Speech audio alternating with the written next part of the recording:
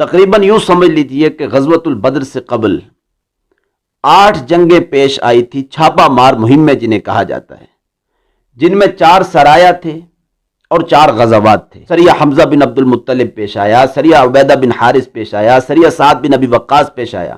اس کے بعد غزوہ ابوا پیش آیا، اس کے بعد غزوہ بواد پیش آیا، پھر اس کے بعد غزوہ صفوان پیش آیا۔ خیر آخری جو 2 چیزیں اور 2 مہمیں پیش آئی تھی، غزوہ ذی العشیرہ اور سریہ عبداللہ بن جحش، حضور صلی اللہ علیہ وسلم نے عبداللہ بن جحش کو 12 آدمی دے کر مقام نخلہ کی طرف روانہ کیا، اس لیے کہ اہل مکہ کے جو تجارتی قافلے تھے، اس لیے کہ مکہ کے بارے میں تو قرآن کہتا ہے بِوَادٍ غَيْرِ ذِي زَرْعٍ، وہ تو کاشت کے قابل وہاں کی زمین ہے کرنے کے لیے، ان کی زندگی کا جو گزران تھا وہ تجارت پر تھا، اور وہ تجارت کرنے کے لیے یا تو ملک شام جایا کرتے تھے، یمن کی طرف جایا کرتے تھے۔ تو اب یہ جو اہل مکہ کے تجارتی قافلے یمن کی طرف جاتے تھے تو ایک خاص شہرات تھی جہاں سے ان کے قافلے گزرتے تھے، اس کا نام مقام نخلہ تھا۔ حضور صلی اللہ علیہ وسلم نے عبداللہ بن جحش کی قیادت میں 12 آدمیوں کو اس مقام نخلہ کی طرف بھیج دیا کہ وہاں پر آپ جائیے، جا کر قریش کے جو نقل و حرکت ہے آپ نے اس کے اوپر نگاہ رکھنی ہے، قریش مکہ کی۔ دوسری طرف جو ان کے تجارتی قافلے جاتے تھے شام کی طرف، تو وہ بھی مدینے کے راستوں سے ہو کر نکلتے تھے۔ جس وقت ابو سفیان کا تجارتی قافلہ ملک شام جا رہا تھا تو نبی کریم صلی اللہ علیہ وسلم نے 200 آدمیوں کو لے کر اس کی مزاحمت کے لیے نکلے، لیکن ابو سفیان بچ کر اپنے قافلے کو لے کر وہ شام چلے گئے۔ جب یہی قافلہ شام سے ملک شام سے مال و دولت کے ساتھ لدا ہوا واپس آ رہا تھا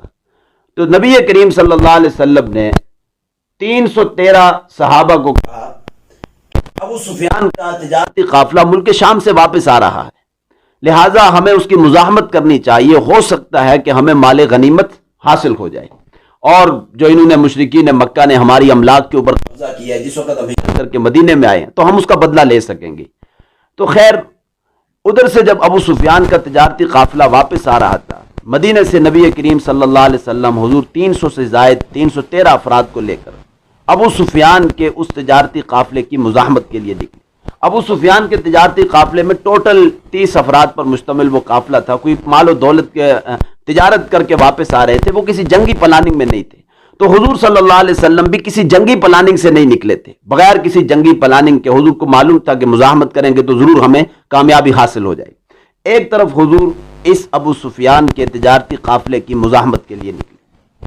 دوسری طرف جو حضور نے لشکر روانہ کیا تھا عبداللہ بن جحش کی قیادت میں 12 افراد پر مشتمل مقام نخلہ کی طرف، جب یہ عبداللہ بن جحش کی قیادت میں یہ 12 آدمی وہاں پہنچے تو ایک یمن سے چھوٹا سا 5 افراد پر مشتمل ایک تجارتی قافلہ تھا اہل مکہ کا جو واپس آ رہا تھا۔ جب یہ مقام نخلہ سے گزر رہے تھے تو عبداللہ بن جحش کے ساتھیوں نے 5 آدمیوں پر حملہ کر دیا، حملہ کر کے 2 کو گرفتار کر دیا، ایک شخص تھا عمر بن عبداللہ الحضرمی، اس کو قتل کر دیا، اور 2 نے فرار اختیار کر لیا اور واپس مکہ پہنچ گئے۔ اب اہل مکہ کے پاس بیک وقت جب یہ 2 خبریں پہنچی کہ ہمارا جو یمن سے ایک چھوٹا سا قافلہ آ رہا تھا، مسلمانوں نے اس کے اوپر بھی مزاحمت کی اور ہمارے ایک آدمی کو قتل کر دیا، عمر بن عبداللہ الحضرمی کو، ادھر سے جب ابو سفیان کا تجارتی قافلہ ملک شام سے واپس آ رہا تھا، اسے معلوم ہوا کہ واقعی محمد بن عبداللہ 300 سے زائد افراد کو لے کر ہماری مزاحمت کے لیے نکل چکے ہیں۔ تو ابو سفیان نے ایک شخص تھا جس کا نام تھا زمزم غفاری، اس کو کہا جتنا جلدی ہو سکے اہل مکہ کو جا کر بتلا دو کہ تمہارا تجارتی قافلہ خطرے میں ہے، لہٰذا تم اس کی مدد کے لیے نکلو۔ اب یہ دونوں خبریں جب بیک وقت اہل مکہ کے پاس پہنچی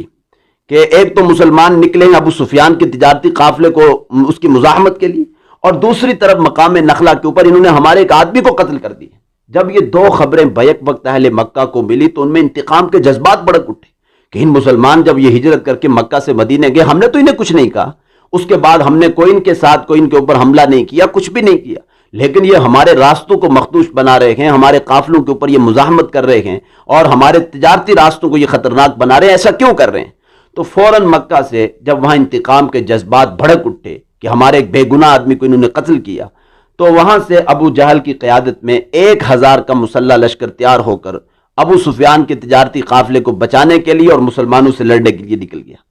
اب ابو سفیان چونکہ ایک ہوشیار چلاک انسان تھا تو ابو سفیان نے اپنے تجارتی قافلے کو بچایا اور راستہ تبدیل کر کے وہ بحر احمر کے ساحل سے ہوتے ہوئے مکہ المکرمہ پہنچے، اور جب ابو جہل کا 1000 کا مسلح لشکر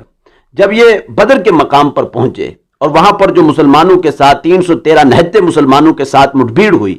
تو اس وقت اللہ رب العزت نے مسلمانوں کی ایسی غائبانہ طور پر مدد فرمائی تھی کہ اللہ رب العزت نے 313 نہتے مسلمانوں کو بغیر کسی جنگی پلاننگ کے 1000 کے مسلح لشکر کے اوپر فتح اور کامرانی نصیب فرمائی تھی۔